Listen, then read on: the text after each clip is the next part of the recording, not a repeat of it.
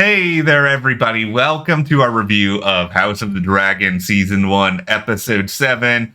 Or really, should this have been the House of the Dragon movie that was like 30 minutes longer than the episode that we got? Because as soon as we got to like 55 minutes in the episode, they just like pressed the fast forward button and everything was just like blah, blah, blah, blah, for like the entire end of this. Yeah, there were some moments, some really big moments that I wish had played out just a little bit longer for the pretty amazing payoff. Yeah, like it's not like there's anything in this episode that I don't like. Like I'm not here mad. Like I thoroughly enjoyed a lot of this. This is a case of me enjoying something so much that I wanted to get more of it, and I feel like they sort of deprived me of a little of that. I'm sure it's because there's more awesome stuff coming, but it's just like you guys really blew through this. Okay, before we get too much into this review, if you're new to the channel, welcome. I'm Jess. This is Matt. I just want to let everybody know who is new to the channel. We have not read any of the books. We don't know what's coming up or what's been coming up. We're just TV watchers. We just see what we see, come up with our theories from what we're watching on the shows. I mean, most times books and TV don't really line up anyways, which is one of the reasons that we kind of go about it this way. So just so you guys know, and we're going to be doing these every single week. You can be here to watch our House of the Dragon reviews. So hit that subscribe button and stick with us through this. American Horror Stories also going to be coming up later this month. There's a lot of really good stuff going on here at the channel.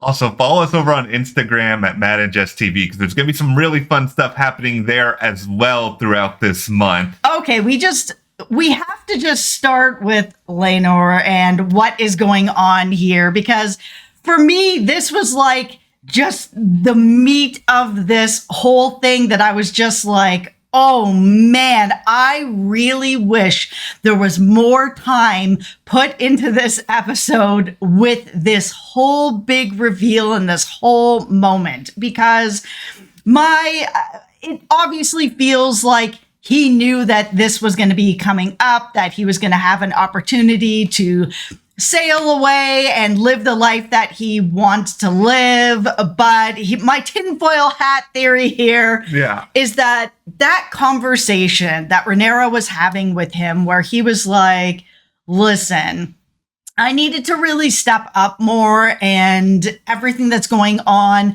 with our kids to help sort of ensure this legitimacy of them and, help make them be, princes and get them ready for, their life that's going to be coming up. That's where that conversation happened. And we just didn't get to see it. I think when he was like, I want to do whatever's best to make sure that my kids are ready for the throne. And that's where I think the conversation happened, where Rhaenyra was like, well, actually, there's something else you can do. We can let you go off and live the life you want to live so that you don't have to do this anymore.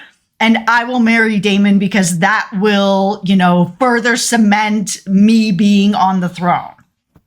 I'm going to put on my executive producer Mad hat here for a moment. Right. Actually, I should take the tinfoil part off first. But okay, no, because here's what I would have done here is that I think there's a good chance it happened exactly as you just explained, that was just something that happened immediately after Laenor tried to reaffirm his commitment to her.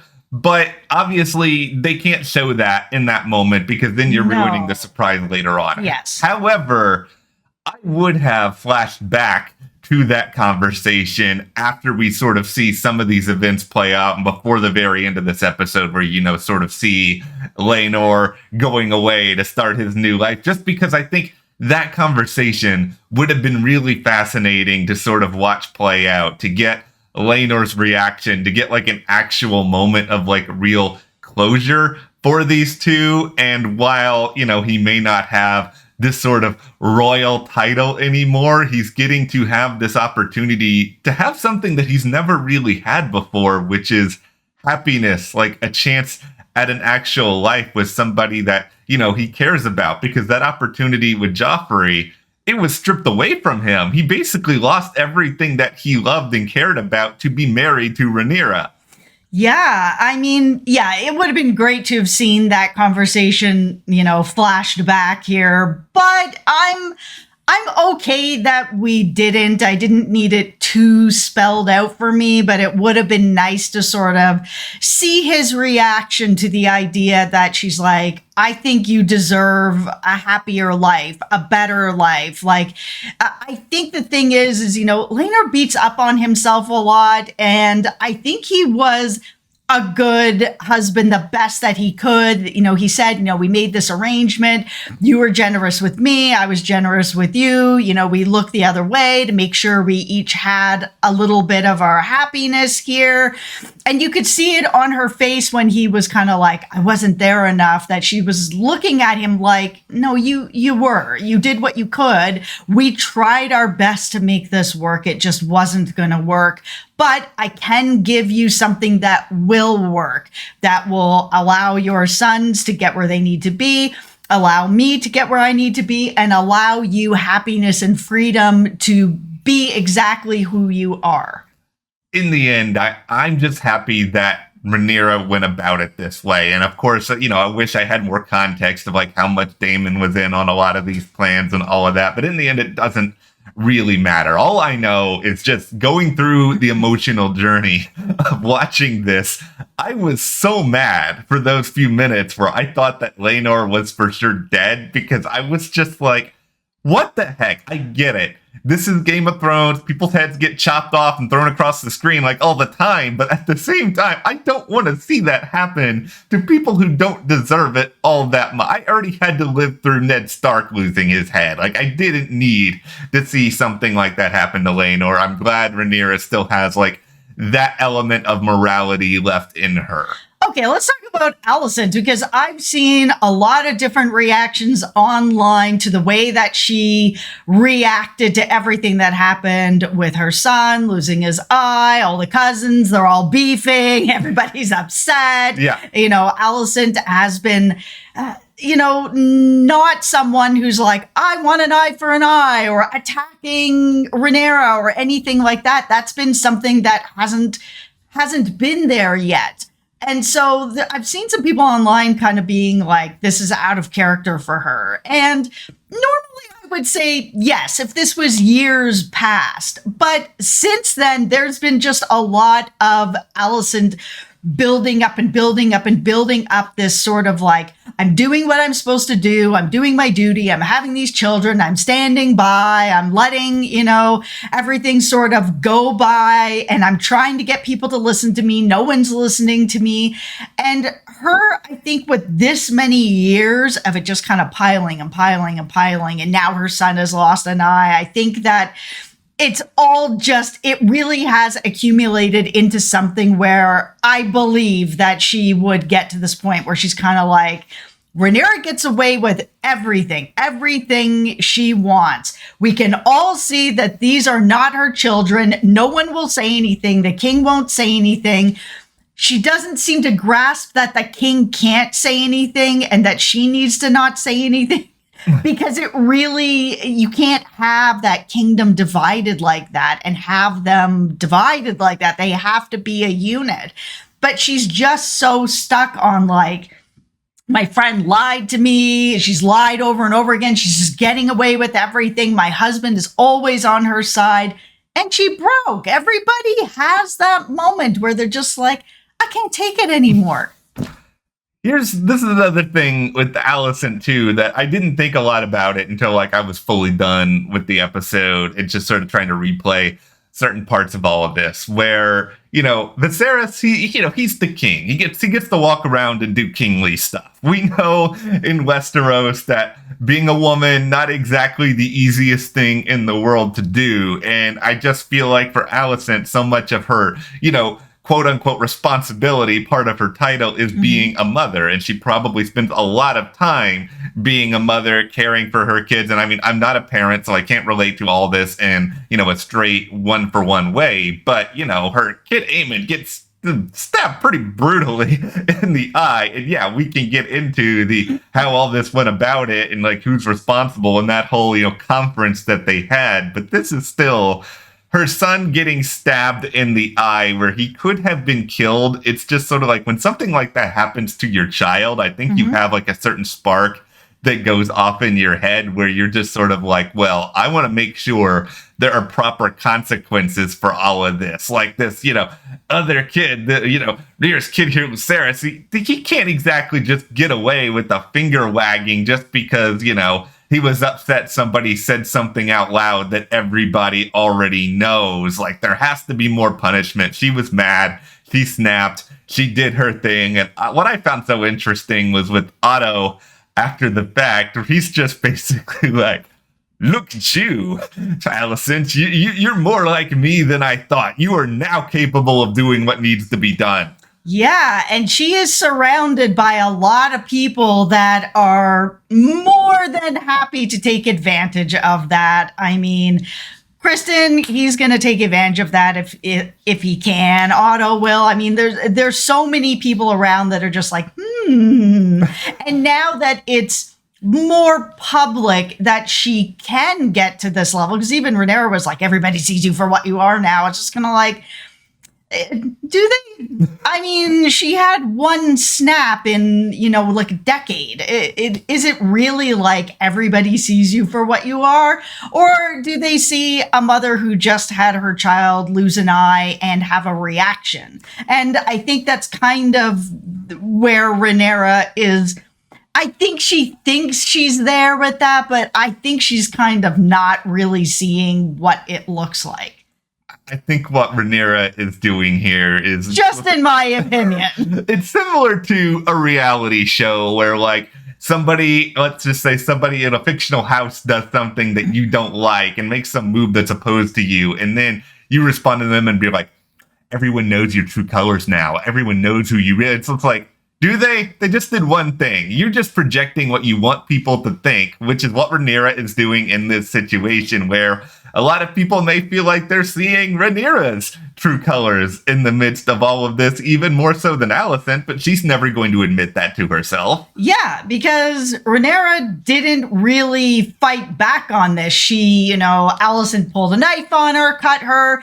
That helps Rhaenyra in the way that she can be like, look, I look like a victim now. Like, I've been cut by the queen in front of everybody. You reacted this way out of character, but now everyone sees your character. And that's why it's kind of like, is it sort of that everyone sees that, oh, she was always like this and we're just seeing it now? Or is it, wow, we've never seen this for 10 years. All of a sudden this happened after her son had his eye gouged out. Okay, maybe she's just having a reaction. But it was interesting to see the son's reaction, who was kind of like, out on top. I have a dragon now. I have the biggest dragon in all the land.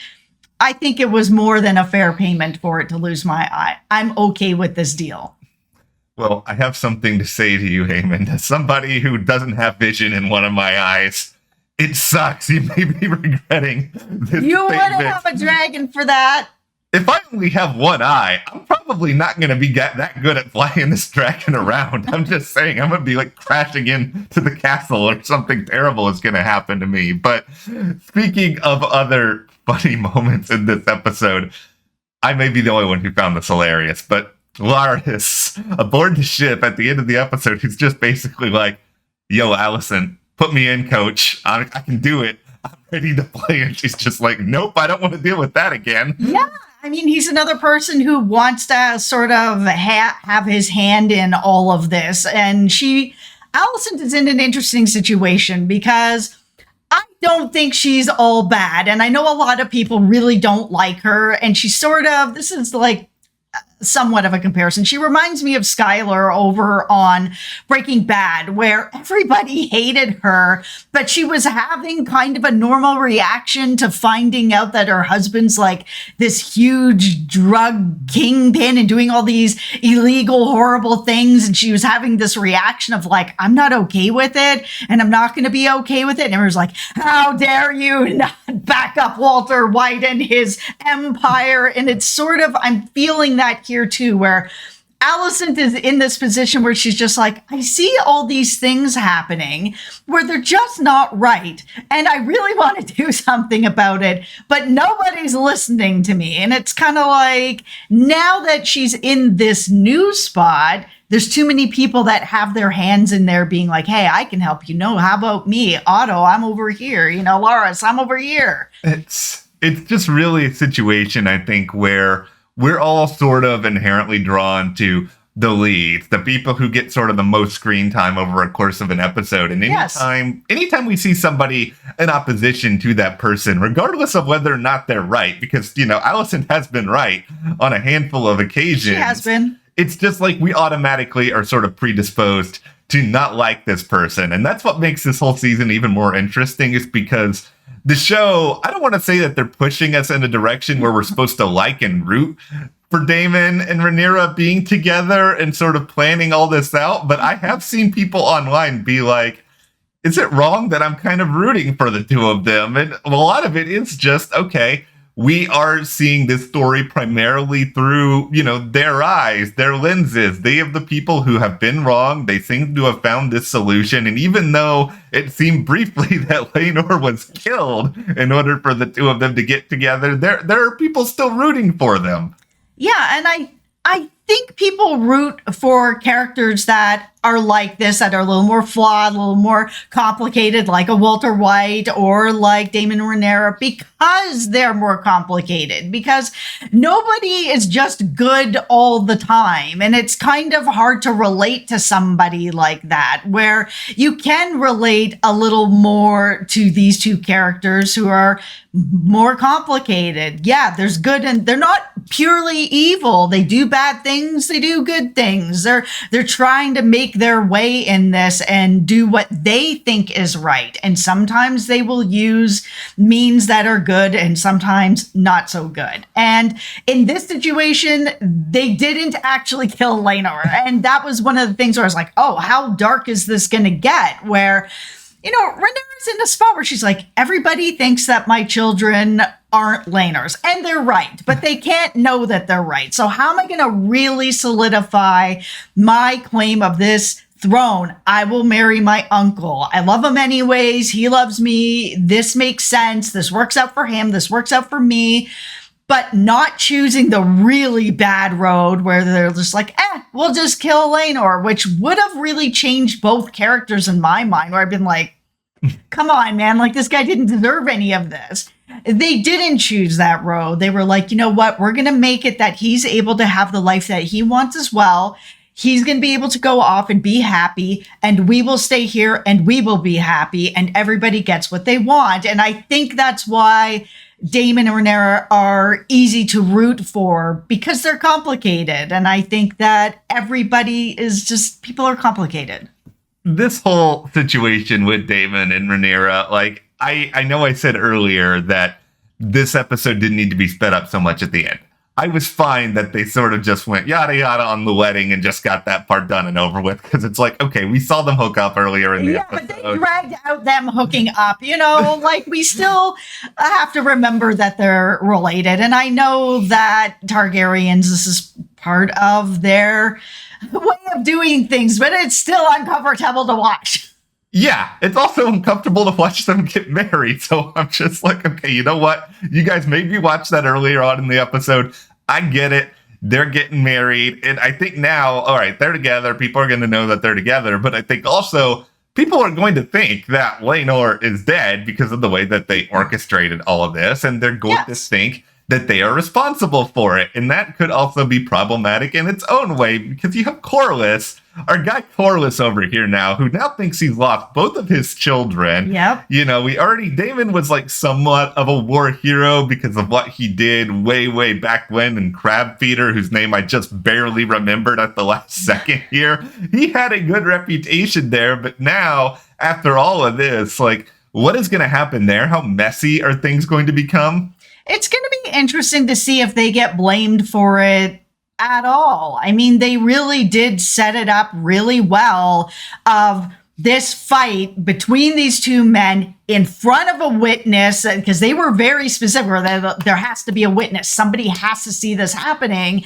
so that they don't get blamed for this. I think that they did sort of insulate this situation well enough that they're going to be able to get away with it. There might be a couple of little questions, but I mean, there's nothing really linking them to this. It'll be interesting to sort of see where all of that plays out, or just in general, just like how just mad, and I don't just mean mad in terms of anger, but I mean just in terms of losing it, Corlys is going to become at this point after losing both his kids. Also, Viserys is just like one step away from like walking around as a skeleton at this point. Like, he is deteriorating so fast. Yeah, and that's why I think it's as important as it is that Alicent stepped up into this space the way that she did, where she does show that she is capable and willing to do what it takes, including violence, to get her own son on the throne. Because for a long time, she really was Team Rhaenyra and was like, yeah, I back her. She is who you said you want on the throne. She is my friend. I'm behind her with this. Like, this is the way that's going to be. That is all gone. It has long been gone. And she wants her own son on there as well. So I think for when Viserys dies, we needed to know that Alicent is, capable of this, and that she has people around her that are willing to also get real dirty for her if she's unable. We have 3 episodes left. Oh, man. This season. And there's so much we'll have to talk about and think about moving into these. So hit that subscribe button so you guys don't miss any of those discussions. Thank you for hanging out with us. I'm going to go ride the dragon into a castle wall, and we will see you here next time.